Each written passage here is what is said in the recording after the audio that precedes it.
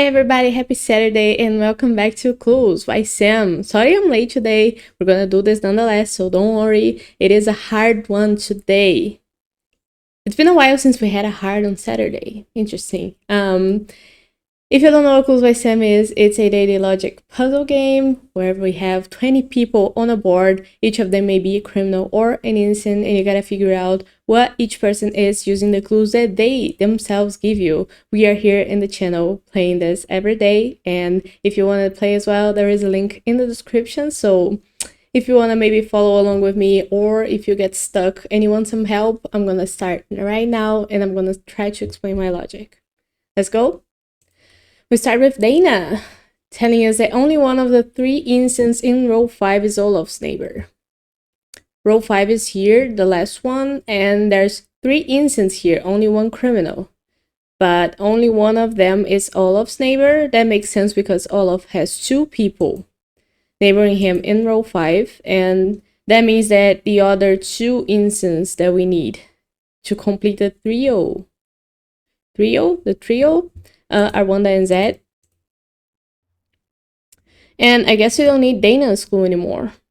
Now Wanda tells us that Tina is one of 2 criminals in column D. So Tina is a criminal, column D has 5 people and 2 of them are criminals, so column D has 3 innocents as well. Zed now tells us that exactly 1 innocent below Flora is neighboring Iva. So Flora has 2 people below her who neighbor Ivan, and one of them is an innocent, the other one is a criminal. That makes it so that the 3rd innocent in column D has to be Flora herself.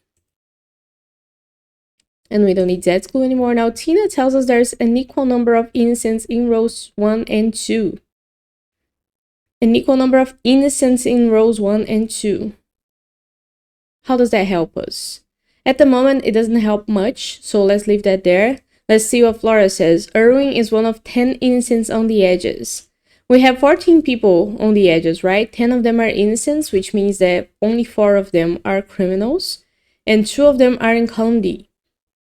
Where's Erwin?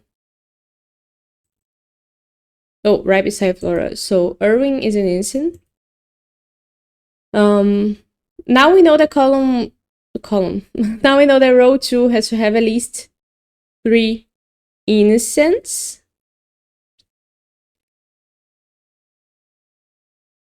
And Erwin tells us that Uma has exactly 2 innocent neighbors. Uma has 3 neighbors total.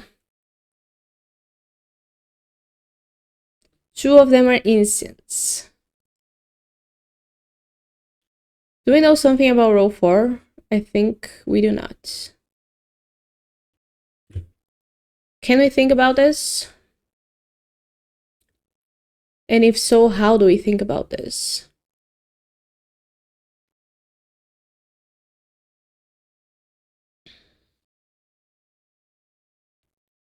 How do we think about this? Uma has 2 innocent neighbors.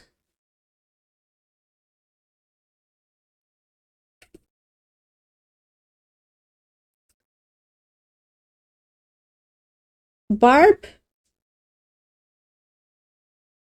since row 1 and row 2 have an equal number of innocents, could Barb be a criminal? I don't know why I'm trying this, but we're gonna know in a few moments. Let's just go with it. Could Barb be a criminal? If Barb were to be a criminal, Jason would have to be a criminal. Why? I don't know. I don't think Jason would have to be a criminal, and I don't think this is what I have to be looking at. I think I gotta go through the clues again. Tina tells us there's an equal number of innocents. Oh, we know about a 3rd criminal on the edge here. So we have 3 criminals on the edges. We need a 4th one. Could the 4th one be Olaf?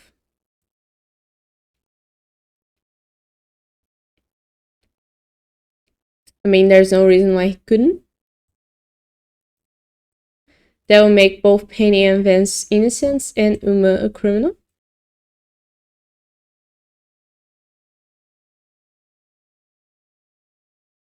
Now, Kevin, Gary, and Barb would have to be innocents. And that would make Jason an innocent, Hank and Ivan as well, and Nancy a criminal. That's our 4 criminals on the edges. I'll be right back. Sorry. Okay, so we left with this. Now, that's a lot of tagging. Can we make Olaf?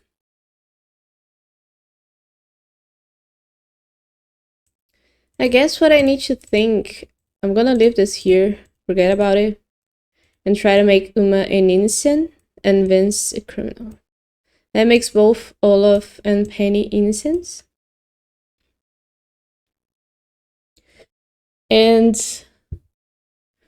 we would still need one more criminal on the edge. I guess the thing is, Gary could never be a criminal. Because if Gary is a criminal, Barb would have to be a criminal as well. Even if everybody else in row 2 were innocent. And that breaks. Because row 2 and row 1, right, have to be the same number of innocents. Barb would have to be a criminal, and now we have 5. 1, 2, 3, 4, 5 criminals on the edges, but we can only have 4. So there's no way for Gary to be criminal.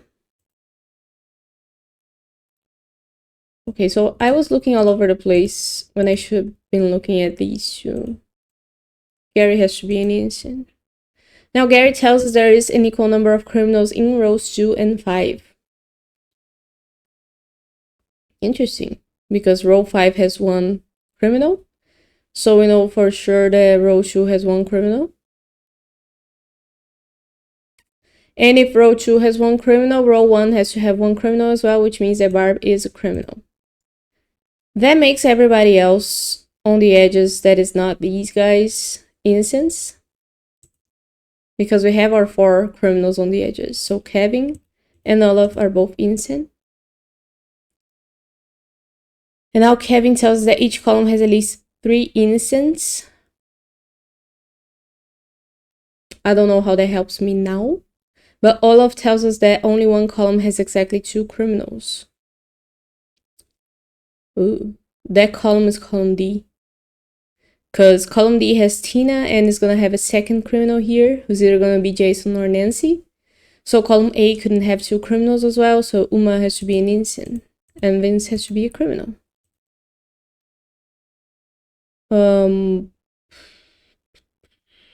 How...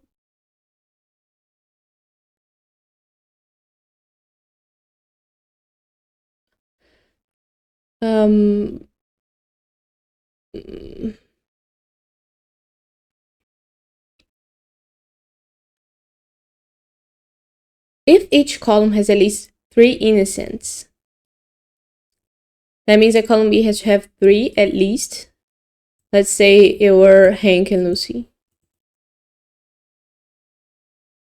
That would make it so that Penny, if she were a criminal, column B would have 2 criminals. And that can be, so that means that column B has either.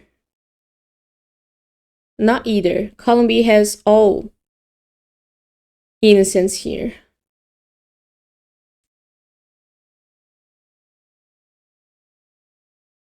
Because there's no way for column B to have 3 criminals, right? So everybody here is an innocent. That makes a lot of sense to me. Now Hank tells us that exactly 1 cop has a criminal directly above them. Cop? There's 3 cops. At least Mary or Nancy. One of these guys is gonna have a criminal above them. There's no way for Steve to have a criminal above them because there is for sure gonna be one criminal in row 2, and both the people who can be a criminal in row 2 are above a cop. So Mary has to be an innocent. Now Mary tells us there's an odd number of innocents neighboring Nancy. Nancy has 5 people neighboring her. One of them is an innocent already. And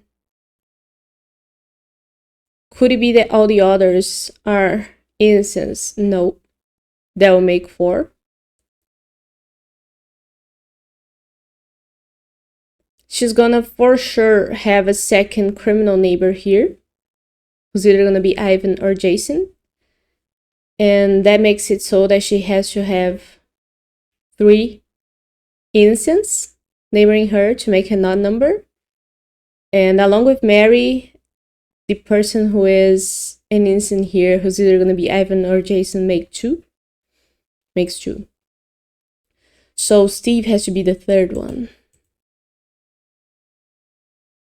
Now Steve tells us that, let me just mark these 2 as one or the other. Steve tells us there are more criminals in row 2 than row 3. So row 2 has 1 criminal, we know that for sure, which means that row 3 couldn't have any, so Nancy is an innocent. That makes Jason a criminal, and that makes Ivan an innocent. Oh, and we are done. That was good. 10 minutes. I like it. I think I had good logic there with column B. That was quick of me. I'm really happy about that. And I hope you enjoyed today's puzzle. I'll be back again tomorrow with more Clues by Sam. Let me know if you played it and we can talk about it. And if you have any other suggestions, it doesn't need to be Clues by Sam. Any other puzzles could do. I will check it out. If they're fun, we can play them here on the channel. See you tomorrow.